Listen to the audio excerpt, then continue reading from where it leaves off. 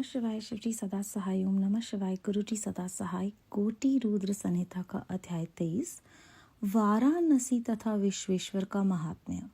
सूत जी कहते हैं, मुनीश्वरों में संक्षेप से ही वाराणसी तथा विश्वेश्वर के परम सुंदर महात्म्य का वर्णन करता हूँ, सुनो।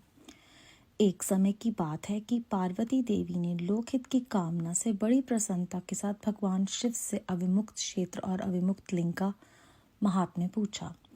तब परमेश्वर शिव ने कहा, ये वाराणसी पुरी सदा के लिए मेरा गुहातम क्षेत्र है और सभी जीवों की मुक्ति का सर्वथा हेतु है।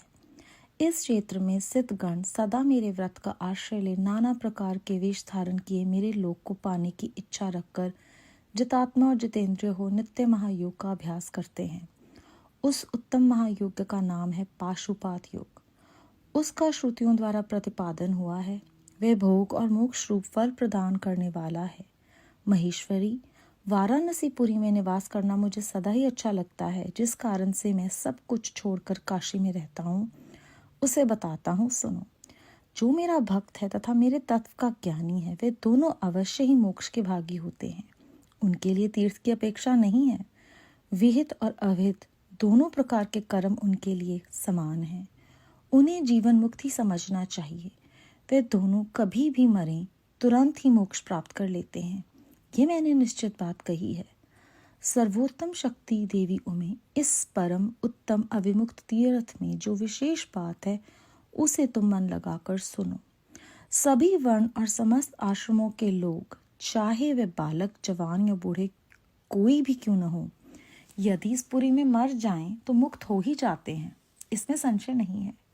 स्त्री अपवित्र हो या पवित्र, कुमारी हो या विवाहिता, विधवा हो या वंध्या, रजस्वला, प्रसूता, संस्कारहीना अथवा जैसी तैसी कैसी ही क्यों न हो, यदि इस क्षेत्र में मरी हो तो अवश्य मोक्ष की भागिनी होती है, इसमें संदेह नहीं है।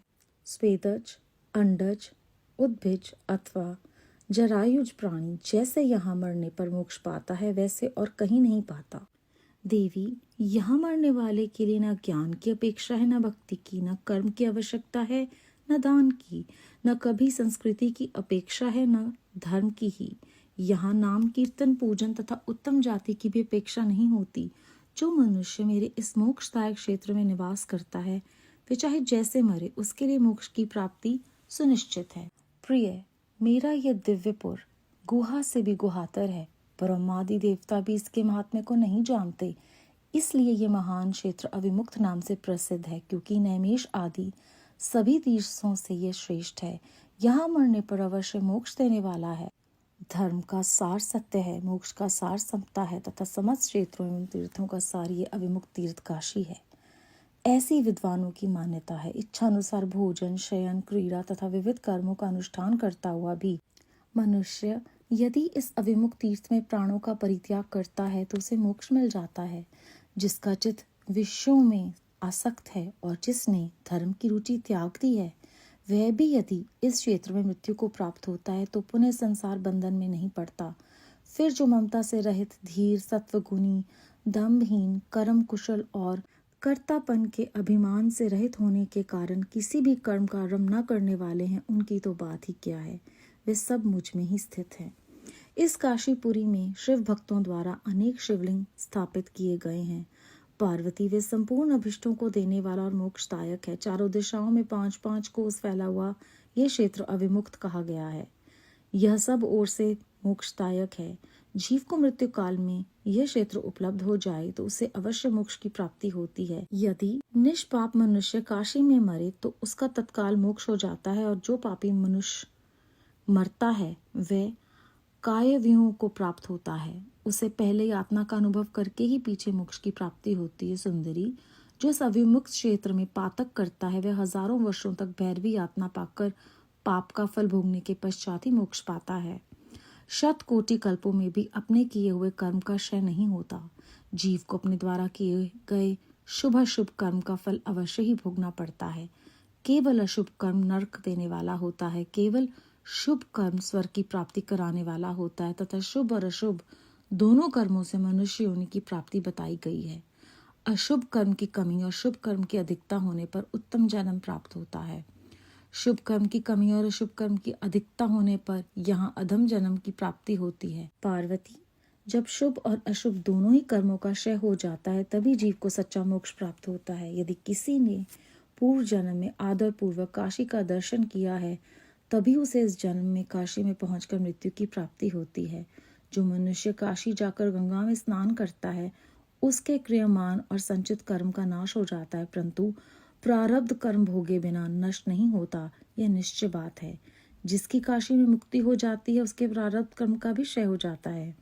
प्रिय, जिसने एक ब्राह्मण को भी काशीवास करवाया है वह स्वयं भी काशीवास का अवसर पाकर मोक्ष लाभ करता है। सूत जी कहते हैं, मुनिवरों, इस तरह काशी का तथा विश्वेश्वर लिंग का प्रचुर महात्म्य बताया गया है जो सत्पुरुषों को भोग और मोक्ष प्रदान करने वाला है। इसके बाद मैं त्र्यंबक नाम ज्योतिर्लिंग का महात्म्य बताऊंगा जिसे सुनकर मनुष्य क्षण भर में समस्त पापों से मुक्त हो जाता है। अध्याय 23 समाप्त। इस अध्याय में हमने जाना कि पार्वती देवी ने लोकहित की कामना से बहुत खुशी खुशी भगवान शिव से अविमुक्त क्षेत्र और अविमुक्त लिंग का महात्म्य पूछा।